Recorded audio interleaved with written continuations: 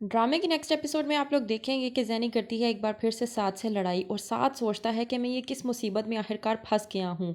ज़ारा के कहने पर मैंने की थी ज़ैनी से मंगनी, और वही बात ज़ैनी साद से कहती है कि तुम आखिर मुझसे मोहब्बत करते थे या तुमने ज़ारा के कहने पर मुझसे मंगनी की थी। साद को आ जाता है गुस्सा और वह ज़ैनी को कहता है कि तुम हर बार ज़ारा को हमारे बीच में क्यों घसीट के ले आती हो।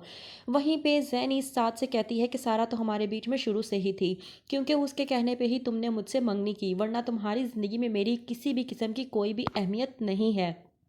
कमल आती है सनी को समझाने के लिए और कहती है कि हम दोनों एक ही कश्ती पर सवार हैं। दोनों में से किसी एक ने भी डूबने की कोशिश की तो दोनों ही काम से जाएंगे। वहाँ पे साथ बैठकर सोच रहा होता है कि आज मैं जिस भी मोड़ पे खड़ा हुआ हूँ वो सिर्फ ज़ारा के कहने पर, क्योंकि ज़ारा ने ही मुझे कहा था कि मैं जैनी से मंगनी कर लूँ, और तब मैंने उसको कहा था कि मैं उससे मंगनी नहीं करना चाहता। तो ज़ारा ने कहा था कि ऐसी क्या ख़राबी है, तो मैंने उसको कहा था कि वो तुम्हारी बहन है और वो हमारी दोस्ती से बहुत ज़्यादा जलती है, और वो वक्त आ गया है जो मैंने उस वक्त ज़ारा से कहा था। वही बात अब ज़ैनी मेरे साथ कर रही है और हर बात को लेकर मुझसे लड़ाई करती है कि ज़ारा के साथ तुमने ऐसे किया था या वैसे किया था।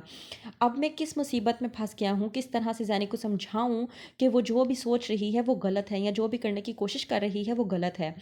दूसरी तरफ माहीन पूरी तरह से होती है परेशान और आती है कमल के पास। वो हाथ उठाने की कोशिश करती है, कमल उसका हाथ पकड़ लेती है और कहती है कि आपने आज तक मेरे साथ जो कुछ भी किया वो मैंने बर्दाश्त किया, लेकिन आपने आज जो ये हरकत करने की कोशिश की है ये आपने बिल्कुल भी दुरुस्त नहीं किया। वो उसका हाथ पटक कर चली जाती है। माहीन को नहीं होती ये बात बर्दाश्त। आ जाता है माहीन का शोहर उसको लेने के लिए और उसको कहता है कि जल्दी से अपना सामान बांधो और मेरे साथ जाने की तैयारी करो। वहीं पे माहीन अपने शोहर के साथ जाने से इनकार कर देती है और कहती है कि मैं तुम्हारे साथ कहीं पर भी नहीं जाऊंगी। आती है और अपना गुस्सा निकालने के लिए वो कमल को कहती है कि जल्दी से अपना सामान बांधो और अपनी माँ को लेकर यहाँ से दफ़ा हो जाओ। दूसरी तरफ जैनी साद को कहती है कि हमारा रिश्ता सिर्फ और सिर्फ ज़ारा की वजह से बरकरार था। आज ज़ारा हमारे रिश्ते से दूर चली गई है तो हमारा रिश्ता भी मुझे ख़त्म होता हुआ नज़र आ रहा है।